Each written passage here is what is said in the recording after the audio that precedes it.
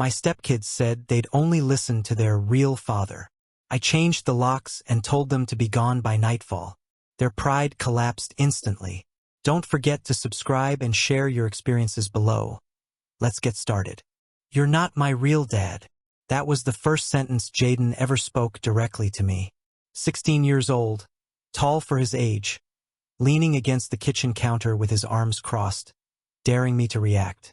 He spat the words like they were truth carved in stone, not just the first stab of defiance between two strangers. And Chloe, 14, quiet, already carrying the sharp edges of her mother's beauty, didn't even look up from her phone. Her silence was worse than his words. She didn't need to say anything. The curve of her smirk was enough. I remember standing there, in my own house, holding a set of grocery bags I had just carried in for their mother. The plastic handles cut into my palms. My first instinct was to laugh it off, to pretend I was older, wiser, too thick-skinned to be wounded by a boy who barely shaved. But the truth is, his words lodged in me like glass. I was 45 then, divorced, childless, convinced that life still had room for second chances. Emily was 38. She had eyes that carried both sorrow and hope, and when she smiled at me, I felt a softness I hadn't known in years. She wasn't just a woman rebuilding her life. She was a mother of two teenagers who, she warned me, still loved their father deeply. They just miss him, she told me during those early dinners when it was just the two of us. Give them time. They'll come around. I believed her. I believed her so deeply that I convinced myself their coldness was only a test, a rite of passage for anyone foolish enough to love a woman with children who weren't his own. So I tried. God, I tried. I drove them to school in the mornings, waiting in carpool lines while they sat in the back whispering to each other, careful to keep their voices low, as though I weren't worthy of hearing. I paid for soccer registration fees, for medical appointments, for the endless stream of extras that seemed to orbit teenage life. New clothes, school trips, instruments, gadgets. Every dollar felt like a brick laid toward something permanent. I told myself that money was not just money, it was proof. Proof that I wasn't temporary. Proof that if I invested enough, if I gave enough, eventually they would look at me not as an intruder but as a foundation. A year later, Emily moved into my house in Nashville with both kids. My home, which had once been quiet, ordered, almost too clean for comfort, suddenly filled with slammed doors and the constant hum of teenage lives. I adjusted. I wanted to adjust. I told myself this was the price of family. For Jaden, I turned the garage into a home gym, weights, treadmill, punching bag. I wanted him to feel like he had space here, a kingdom of his own. For Chloe, I bought a new bedroom set, soft curtains, a laptop she claimed was necessary for school, but mostly used for social media and late-night streaming. When Jaden announced he wanted to learn guitar, I didn't just sign him up for lessons. I bought him a $1,000 instrument, polished wood gleaming under the lights, strings still tight and new. I watched him pluck at it with all the careless arrogance of youth, waiting for even a flicker of gratitude. It never came. Not a word of thanks. Not from Jaden. Not from Chloe. Not even from Emily, who seemed to treat my sacrifices as the natural flow of life, as though I were some permanent current of money and effort. The silence became heavier than words. Their indifference settled around me like fog, thick and inescapable.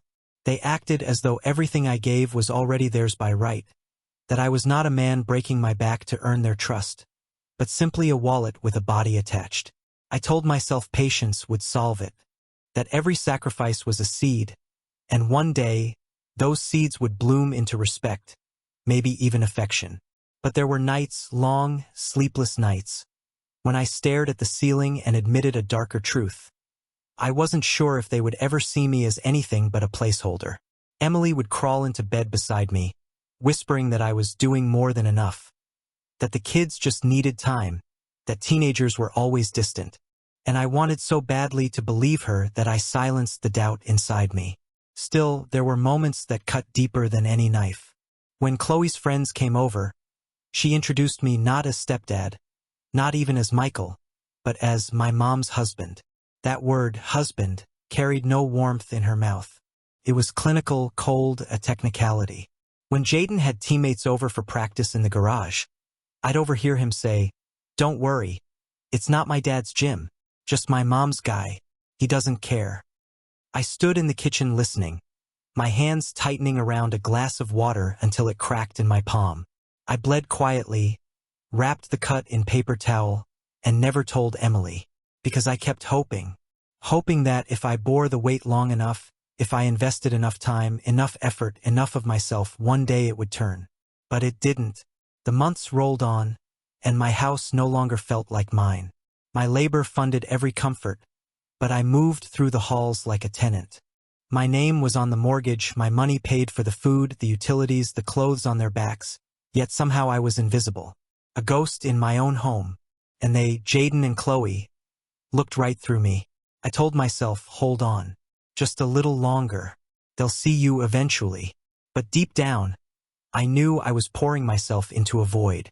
Whenever their friends came over, I was stripped of any role but the one they assigned me. My mom's husband. Not Michael. Not stepdad.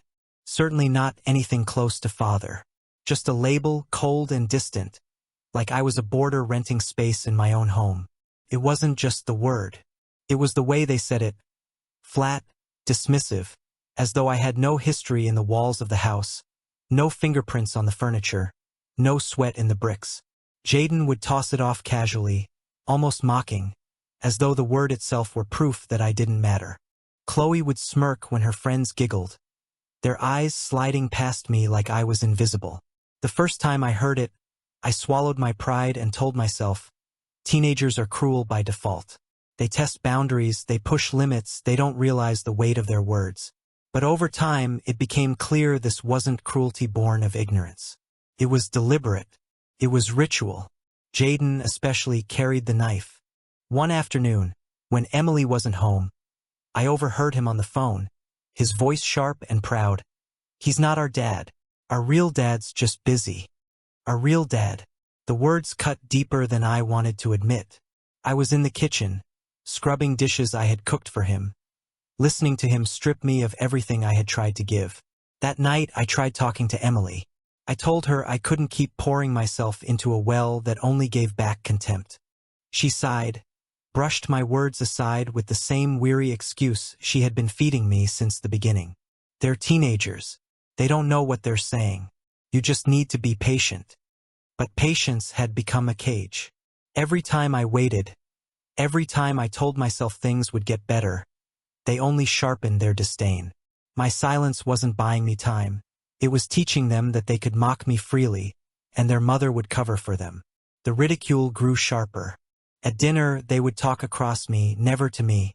Jaden once asked Emily, right in front of me, "Can you tell him to stop acting like dad?" Chloe laughed, not even trying to hide it. Emily's silence was worse than their mockery. Her refusal to defend me said everything. It all built toward the night of the car. I had bought that car, paid for the insurance, the gas, the maintenance. A safe, reliable vehicle so Jaden could drive to school, to practice, to wherever he needed without depending on Emily to ferry him around. I gave him that freedom because I thought it would earn me respect. Instead, it became another we*P*N. One evening, I got a notification on my phone, part of the tracking system I had installed to monitor safety. The alert said Jaden had been driving recklessly, speeding through back roads, friends piled in the back without seatbelts. My chest tightened, anger mixed with fear. I could see the image too clearly. Headlights flashing in the dark, sirens, twisted metal, a call in the middle of the night. When he walked in later, keys dangling carelessly from his hand, I confronted him. "You're not driving that car again," I told him. My voice was steady, but inside I was shaking. Jaden froze, then smirked. "You can't tell me what to do. You're not my dad." Emily, hearing the commotion, stepped in.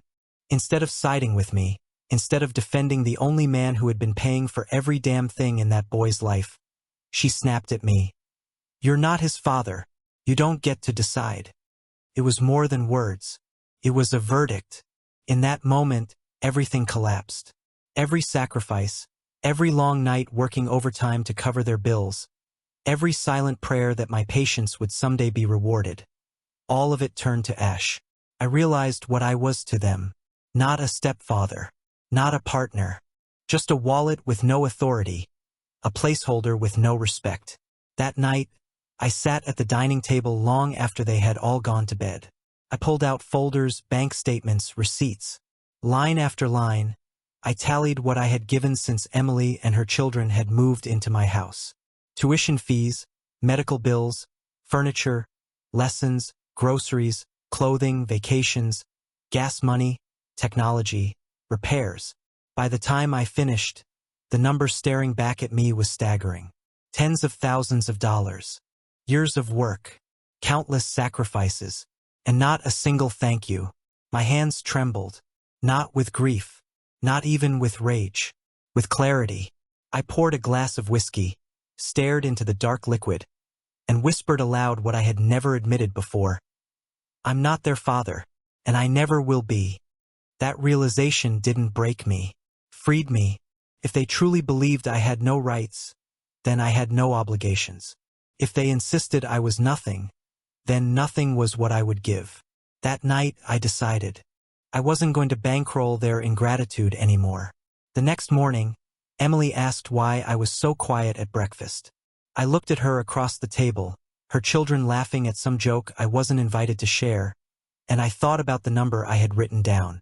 All those sacrifices, erased in an instant by a single sentence. You're not his father. You don't get to decide. I smiled faintly, coldly. Inside, the decision was already sealed. When I finally stopped paying, the silence in the house shifted. It wasn't relief, not yet. It was tension, stretched thin like a wire about to snap. Jaden and Chloe didn't notice immediately. Teenagers never do. They kept demanding, kept assuming, kept living off my labor as though the world itself would bend forever to their wants. But Emily noticed. She noticed when the debit cards stopped working, when receipts from sports equipment and online orders no longer landed in my inbox.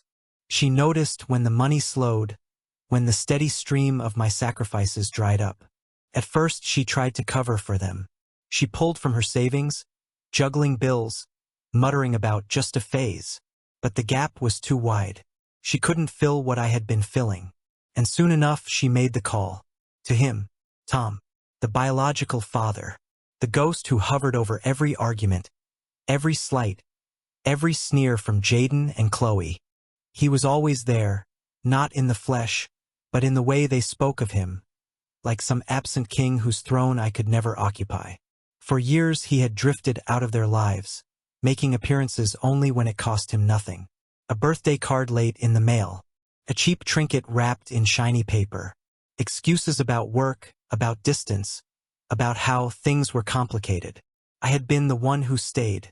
I had been the one who paid. But to them, he was still the real father, the man whose blood made every sacrifice of mine invisible. When Emily told me she had called him, I laughed. A hard, bitter laugh that echoed in the kitchen. Good, I said. Let him see what responsibility looks like. Let him pay for once in his life. He came the following week. Not in triumph, not in strength, but in shame wrapped up in pretense. He arrived with gifts in his hands.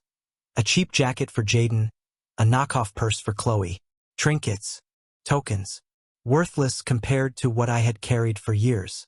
And still, the kids lit up as if he had delivered gold. He hugged them, muttered about how much he had missed them, how he would step up now.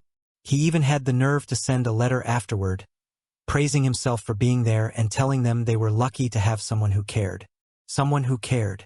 I sat on the porch reading that letter, the words burning like acid. Even he admitted in the letter that he was doing the bare minimum. And still they adored him. Still they elevated him above me. That was the moment something inside me snapped clean. I realized words would never matter. Patience would never matter. The ledger of sacrifices would never balance. If they worshipped him, if they believed he was the one who truly cared, then let him carry the weight. Let him pay the price. I acted with precision. Cold, deliberate precision. I went through the house, room by room, and gathered every single thing I had bought for them. Jaden's guitar, the $1,000 one he had tossed aside after lessons bored him. The gym equipment I had installed in the garage. The laptop Chloe used to vanish for hours into her online world. The bedroom set, the decorations, the designer sneakers, the gadgets, the luxuries. Every item, every reminder of my money turned into their entitlement. I packed it all into boxes. I labeled each one with their names in thick black marker. Jaden, Chloe, Chloe's room, Jaden's gear. By the time I was done, the house looked hollow. Their rooms were stripped bare, empty as truth. I rented a moving truck, loaded every box, every piece of furniture, every shred of generosity I had poured into their lives. The weight was crushing, but with every box I lifted, I felt something inside me grow lighter. Then I drove to Tom's house. When he opened the door, confusion flashed across his face. He looked older than I remembered, his hair thinning, his eyes dull from years of neglecting responsibility. He glanced at the truck, at the boxes stacked high. "What's this?" he asked. "This," I said, my voice flat, "is everything I bought for your kids. Everything they claim belongs to you. You wanted to be closer? Great. Here's your chance." I left the boxes on his driveway, the guitar case balanced on top. His mouth opened as if to protest, but no words came. Because what could he say? He had nothing. No defense. No argument. When I turned to leave, he called after me. "This isn't fair." I stopped, looked back, and let the words cut him the way his absence had cut me for years. "Fair would have been you raising your children. This is mercy." And I drove away. When I got back to my house, I didn't even go inside. I sat in the driveway, engine ticking in the cooling air, staring at the home I had tried to build. A home that was never truly mine. A family that had spit in my face. I took out my phone and changed the locks remotely. That evening, when Jaden and Chloe came home, they found their keys useless. They pounded on the door, called out, demanding answers. I opened the door just wide enough to look them in the eyes. "You said you would only listen to your real father," I told them. My voice was calm, stripped of anger, stripped of hope. "So now you can live with your real father. Your things are with him. This house is no longer yours." Their pride, so sharp, so unyielding, collapsed in an instant. Jaden's face turned pale. Chloe's phone slipped from her hand. They begged, not with words of love, not with recognition of what I had done, but with fear of losing comfort. But I didn't waver. For years I had carried them. For years I had been mocked, dismissed, denied. And now I was free. The door closed behind me, and their voices muffled into silence. For the first time in years, the house was mine. The night I locked them out, the house held a silence I hadn't known in years. No slammed doors, no stomping footsteps, no laughter that excluded me. Just stillness, raw and heavy, pressing against the walls like a long-forgotten truth finally allowed to breathe. Emily called within the hour. Her voice wasn't calm, not even controlled. It was chaos. Crying, yelling, sputtering accusations all at once. "What have you done? The kids feel abandoned. You can't just throw them out like trash." I listened, the phone against my ear, staring at the stripped hallway where their shoes used to pile. My reply came flat, colder than even I expected. They were the ones who said I wasn't a father. They were the ones who said I had no rights, that I was just your husband. Now they have exactly what they asked for. Her sobs only grew sharper. She tried to reason, then to beg, then to curse me. I ended the call before her voice could twist into something that might pierce my resolve. In the days that followed, I saw what absence does. The house didn't just quiet down, it changed. Rooms felt wider, cleaner, as though their contempt had been a physical weight lifted off the air. I moved freely for the first time in years. The living room was mine again. The kitchen was mine again. Even the garage, empty now, stripped of the gym equipment, felt like a wound that was finally healing. But silence has a way of amplifying memory. At night, I lay in bed hearing echoes. The smirk in Jaden's voice when he called me, "Not my dad." The click of Chloe's nails against her phone when she smirked through my efforts. Emily's tired excuses about patience. Every memory felt sharper now, because I could finally admit what I had refused for so long. I had been living in a house where love was a debt, and respect was never part of the bargain. A week passed. Then two.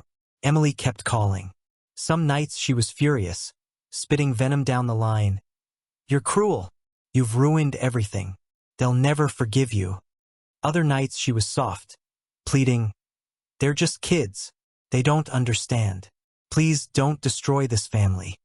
But the truth was already destroyed. It had been destroyed long before I changed the locks, long before I boxed up their things. It had been destroyed the moment she chose silence over respect, the moment she let her children treat me as less than nothing. And then the letter arrived. It was a thin envelope, no return address, just my name scrawled in careful handwriting across the front.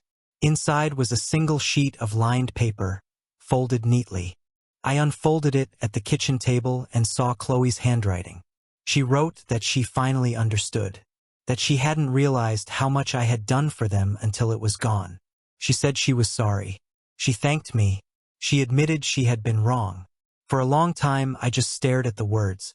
They should have felt like victory, like vindication. But instead they cut deeper than all the insults before, because they came too late. Gratitude offered only after the well had run dry isn't gratitude. It's survival. I folded the letter carefully, slid it into a drawer, and placed it next to the receipts. The long ledger of every sacrifice, every dollar, every piece of myself I had poured into them. Not as evidence for revenge. Not as a we*p*n, but as a reminder. A reminder that when generosity is treated like a debt, it will never be valued. Emily tried once more to see me. She came to the house one evening, standing on the porch with eyes swollen from crying. She begged for a chance to talk. I opened the door, but only halfway. "Michael," she whispered, her voice trembling. "They're broken without you. They don't say it, but I can see it. Jaden doesn't talk anymore. Chloe cries at night. They need you." I shook my head. No. They needed me years ago when they had the chance to choose respect. They didn't. Now they can live with the choices they made. Her lip trembled. "And me? Don't I matter?" I looked at her, really looked, and saw the truth I had ignored. She had been complicit all along. She had stood by, silent, while they mocked me. She had excused every insult, brushed aside every wound. She had let it fester until respect was gone, until love itself was hollow. "You mattered," I said softly, "but you chose them, and in choosing them you chose his ghost over me." Her eyes broke then, spilling tears she couldn't hold back. But I didn't reach for her. I didn't comfort her. I closed the door slowly, gently, leaving her on the porch with her grief. Months passed. I didn't see Jaden. I didn't see Chloe. I didn't hear from Emily except through the occasional voicemail. Angry, desperate, or silent except for sobbing. Life settled into a new rhythm. Quiet, steady, mine. Sometimes I take out the letter from Chloe and read it again. The words are simple. Apology, gratitude, regret. But they are written in ink that came too late. I never write back. I never call. Because once you've been told you are nothing, the only power left is to live as though they were right. The receipts sit beside that letter, stacked neatly, evidence of years that cannot be returned. Together, they tell the story better than I ever could. A man who gave everything, a family who demanded more, a silence that destroyed what might have been. And now, I live with the lesson carved into me. Love without respect is not love. It is servitude, and I will never serve again. So I ask you, the ones who hear this story, was I wrong?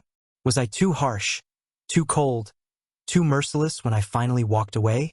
Or was it the only way to save what little dignity I had left? Because when I remember their voices, their laughter at my expense, their worship of the man who abandoned them, I know one truth above all others. I was never their father, and I will never try to be again.